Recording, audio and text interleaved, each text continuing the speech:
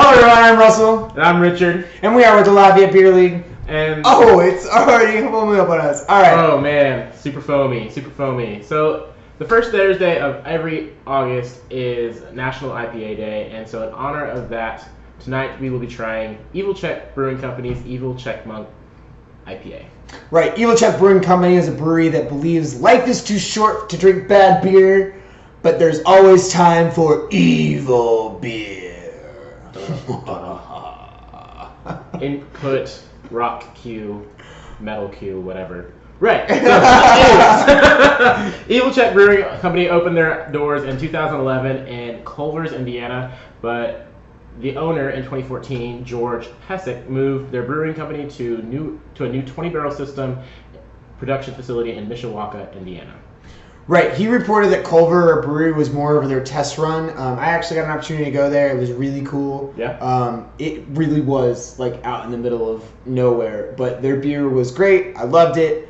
So they moved to Mishawaka and they took over the former building of the Mishawaka Brewing Company to try to keep that like beer culture alive in their city, which I think is pretty cool. Right. They basically spent about $3 million entirely gutting the building, and in the end, they really only kept one wall of the original interior of the building. Wait, $3 million? Holy crap. Yeah, that just kind of goes to show you how expensive it is to actually start up this kind of a brewery. A lot of that upfront $3 million probably went to the cost of the actual equipment for the brewery, and then furniture.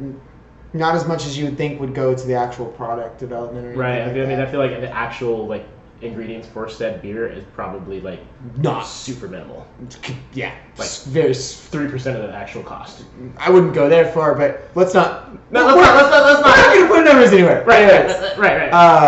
But it basically, definitely that sounds like a place worth exploring, and I would love to go there. But tonight we are talking about their Evil Czechmunk IPA. We haven't even poured it yet. Well, hey, listen. I thought you were the pourer. Stop. You're gonna. Oh God! There it goes. Hey. Richard with the save. Yeah. So I'm gonna let you pour that while I kind of talk about this beer. We've all heard about IPAs, and this beer comes in at 6.8 ABV and it is about 40 IBUs. It is a moderately bitter American IPA with a medium dry body. There's going to be a floral nose of grapefruit, lemon, and then they actually dry hop this with Centennial, Cascade, and Octinum hops. Hops.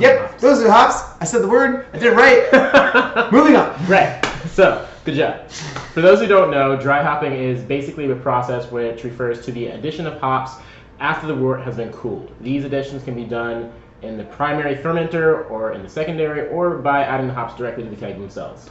Yeah, so we're going to do a little bit something different for this show. Since we know what the hops are, we're going to actually talk about them. So Centennial Hops, this is a hop for over-the-top citrus flavor, aroma with restrained floral nose. So that's why right now, we haven't even smelled it yet. Right, we haven't We can definitely smell those floral hops shining through it. And this sure. is going to be mainly used, Centennials is mainly going to be used for bitter flavoring and aroma. Right. And then, so they also use Cascade hops, which is particularly popular for American-style IPAs. It gives it that basically what makes it an American-style IPA. This one particular hop has a very strong citrusy aroma and sometimes leans more towards the grapefruit side.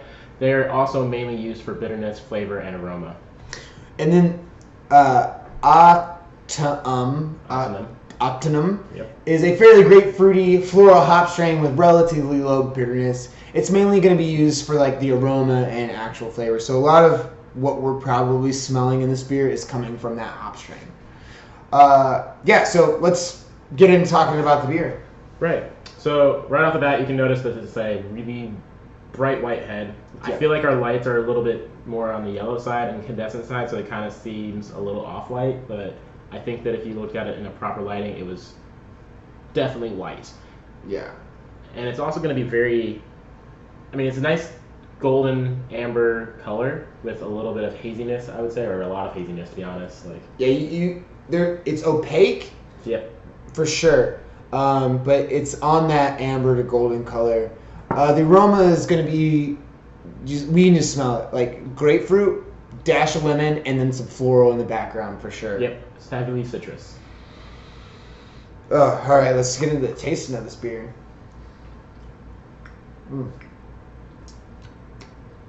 Yeah, hop flavor is probably on the medium side, I would say. Yeah, definitely Maybe more even high. More than I definitely expected, especially just knowing that it was added. The hops were added in the dry hopping style, so it wasn't added in boiling, and they're probably mainly used for aroma and flavor. So I was expecting significantly less bitterness and more of I guess, a balance. But this is still not overly bitter, just because like we know it's 40 IBUs. So like. Right. It's not It definitely isn't like attacking your tongue on the bitterness. Right. You know? Like there is that present bitterness that you're going to expect from any IPA, and that's why. But sorry, this beer actually really does reflect like the American or New World hop character that you would want to find in different IPAs, American IPAs throughout the. I would say that they lean more towards like the Western style, specifically. I originally think Northwestern, but I'm sort of now leaning towards California, because California has this idea of like really showing the prominence of the hops in their beer, and they really like bow down to it regardless of the bitterness or anything like that. So like I'm gonna give this more of a California hop kind of vibe to it, but also that's more of like a personal flavor, personal Right. All this is purple. right. So like most of these, they don't really have like a distinct style, especially BJCP. They don't distinguish between. They don't distinguish between East Coast, West Coast, Midwest IPAs. Yeah, they don't. But let's be honest, we all have our own IPAs. Yep. England's got their own IPAs. Cuba, if they made IPAs, would probably have their own. I don't know about Cuba. Anyways, moving on. So the mouthfeel of this is going to be more smooth. It's not going to be clawing, like clawing. You're right. You know, thickness that you would expect. It's not from going to be syrupy. Yeah, from like a really rich stout. And it's not going to be crisp and refreshing from a lighter lager like a Pilsner. It's going to be in that middle ground where it's going to be smooth and definitely easy to drink. Definitely more towards the ale. IPA, ale sort of thing. Yeah, overall impression, right? Right. Honestly, decidedly hoppy. It's definitely a bitter IPA and a very strongly characteristic of an American pale ale. Like a stronger American pale ale. A stronger American pale ale. Like that's why I'm starting to lean more towards a West Coast variety versus an East Coast, because East Coast is definitely more adding that malts in and having that balanced malty flavor, which as we're in this beer, I don't really have a whole lot of malts per se. I don't taste a lot of malts per se. Yeah, it's definitely more hop forward than malt forward, but still an overall beer. So let's just jump right into the can art right now. What I really like about this beer is the fact that when they say they're evil, they mean it. This Chipmunk not only has blood on its axe, it's a little battle axe there, but it's got it all on its face.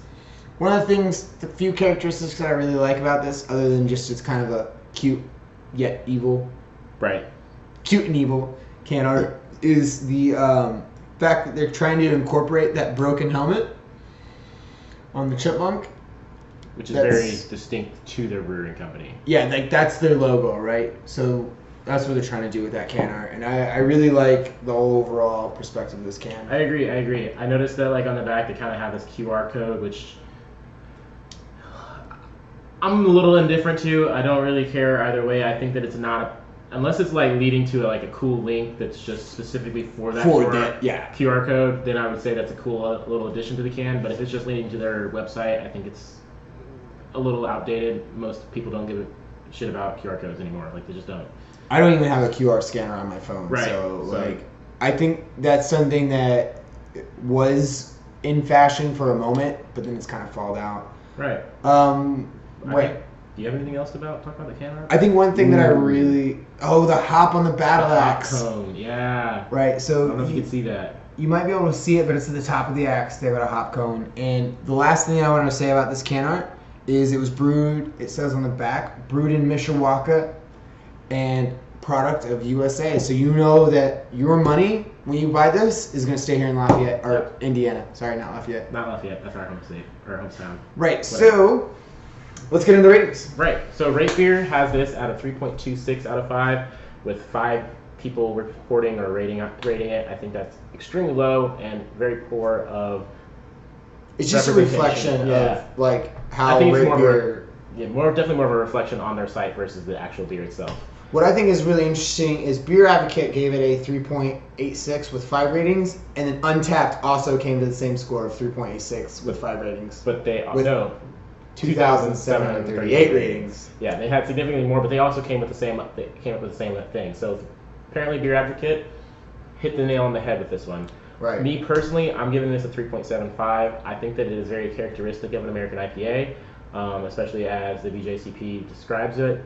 I was originally more leaning towards the fact that it was going to be because of where they put the hops into the brewing process. I felt that it would be more floral and more aroma based versus bitter, and that's why I kind of knocked my score down from a 3 point, probably I would have given it a 3.9 or 3.8 area to the 3.75, just because of my own personal perceptions of the style that they were going for, I guess, that I thought they were going for. So I'm actually giving this the lowest score out of all these, a 3.4, and a lot of the reasons, one, the big reason, I don't personally like grapefruit.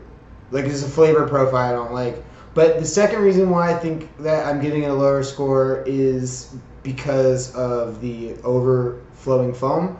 Like, as you saw us pouring it, you know... I had to rescue it. Yeah, it's very foamy beer. Even as we opened it, it just kind of...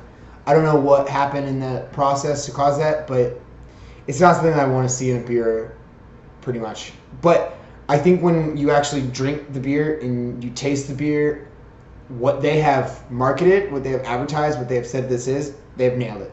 You're going to get that grapefruit. You're going to get that lemon. You're going to have a mildly bitter beer. Like, I know Richard said it was a little bit more bitter than he was expecting, but it's really hop forward. Maybe not bitter. Hop forward. It's definitely hop forward because it's dry hop, but like, it's not going to be a Imperial IPA bittering. It's still going to be in that reasonable rating. But overall, if you were to average all these scores up, you would get the LBL score of 3.63, which is a really respectable score for this beer. Yeah. So I don't really have anything else to add. So me either. So thank you everyone for watching. Please like, subscribe, and do all the things to show your love, support for the LBL. And like always, for more information about this style or any of the other information that we have, you can check out the links below, as well as any other beer-related links that we find related to this beer or brewery. Right. So, and as always, remember, keep exploring beer. Yeah, have a wonderful day. Thank you.